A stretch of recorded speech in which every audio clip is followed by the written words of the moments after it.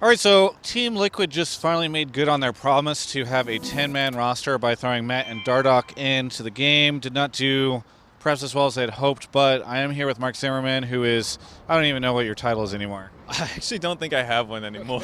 I just Are work. you even affiliated with a team? Do I? I don't know. I just stole some clothes. I'm a big fan. Well, part of the support staff, coach, analyst, helps keep things flowing over there.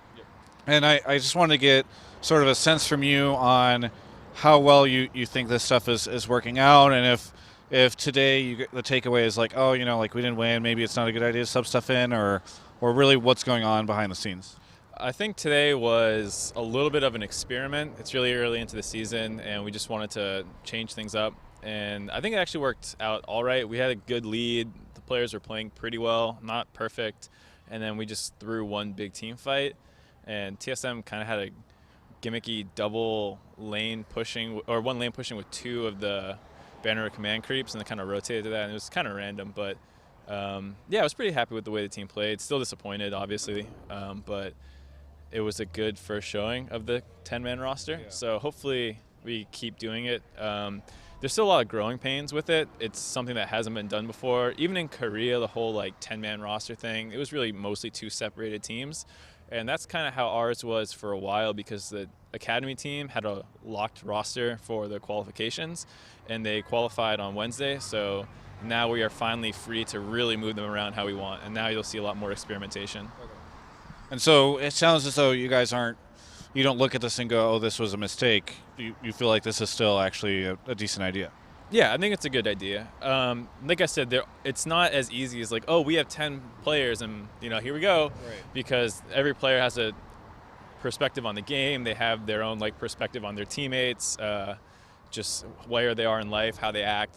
There's a lot of chemistry things you need to figure out. So it's not quite as easy as just, oh, these are the 10 guys. Yeah. And then you also have the two teams where you have to compete every week in two separate leagues, and practicing continuity and all that stuff is very difficult. But you do have a lot of advantages to it that you don't normally have, both in terms of pushing players' boundaries and what they're comfortable with, and making them have to take on extra responsibilities. They pressure each other to perform because everyone wants the LCS spots, and then you also have the ability to do advanced practice and things where you can have them pick things that we think we're going to play against that weekend and that kind of stuff. Now, I actually don't know how this works. Maybe you can explain to me, since I know that there's been a little bit of a change in the rule set recently. But can the people that many would consider to be Team Liquid, like the starters, Piglet, etc., can they then play in the Challenger tournament on TLA? I believe they could, but we're not going to do that. Okay. I haven't read the rule as closely as I probably should have, Yeah. but I've talked with the Riot officials, and they say we're pretty much free to move people up and down as necessary, as long as I think there's a couple abusable cases that they've shored up that we can't do, but Right. they said we're pretty much good to move freely. So It would be very interesting if you guys, let's say you took a look at this roster and you're like, this is the best roster. I think we're going to use this one in both Challenger and LCS. That seems a little gamey. yeah, we definitely can't do that. There would be some kind of sanctions, I'm sure, if we did that. But there's an official roster lock, I think March 1st, for playoffs of both both leagues. Yeah. So at some point we're gonna have to hard commit to two rosters, but Right. that's a couple months away, and we'll have a lot of time to mess around until then. Thoughts on DarDoc and Matt's premier games? I don't think they've played in LCS previously, unless I'm mistaken. So thoughts on them so far? It was actually pretty good. I actually think DarDoc didn't play as well as he usually does, and he actually played well, which is saying a lot about him. I think he's just a straight monster, and he'll probably get a lot of playing time, and he deserves it because he's crazy good. He knows so much about the game. You can just talk to him about everything. He knows it. And then Matt? And yeah, Matt is very, very vocal. He does it in a really good way where he's calm and very clean in his communication, but knows what he wants and gets it across to everybody on the team. So he's a really good shot caller. So, after our Saturday game, we just tried to mix things up and see how it looked. Now, is there any kind of are you worried about some sort of awkwardness where you're like, hey Smoothie, sorry dude, Matt's playing, and he's like, oh, that sucks. Is there anything like that, or is everybody kind of on board? I mean, maybe even a better case is DarDoc and Dom, because Dom has played in the LCS for I think maybe even since, well, I guess he was banned for a little bit, but Yeah. like almost the entirety of its existence. And so saying like, oh, DarDoc is going to come in and he's such a brute and he's such a monster. Like, Yeah. is there any awkwardness there? No, I mean, like I said, it varies player to player. That's one of the things I was saying is that everyone's attitude is different. So it's hard to, if you get taken out for like half of the weekend, it doesn't feel good, obviously, Right. but part of being a good teammate is, cheering on your team. And, on Saturday, TLA was all watching together and cheering for us. And, whoever we bring to the studio for the weekend is expected to have a good attitude like that. And I think most of the guys will. And like Dom personally scouted DarDoc. He loves him. The two of them get along well. And like, yeah, I think it's just they don't have any problems.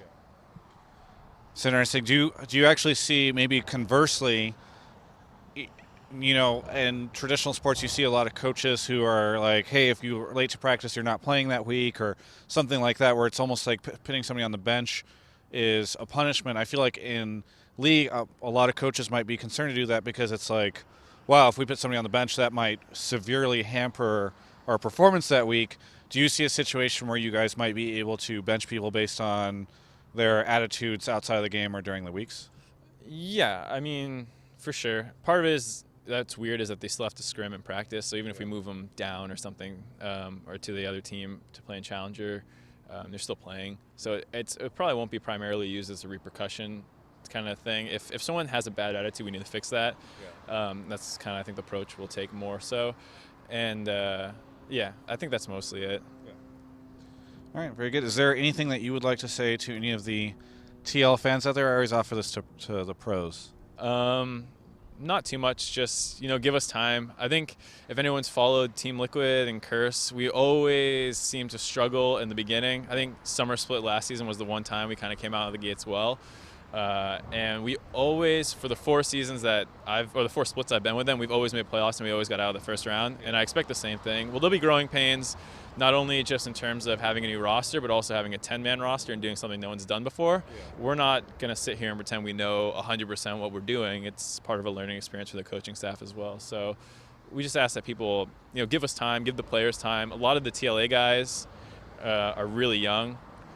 So like if they need some time to get used to playing on stage, they might need some time. Same with Sam, he's really young, Lorlo. So. Very good. Well, thank you so much for the interview. It's good to have a chance to talk to you and get some insight into all this. For everyone else, you can check out the rest of our coverage of all things League of Legends at GameSpot.com/LOL.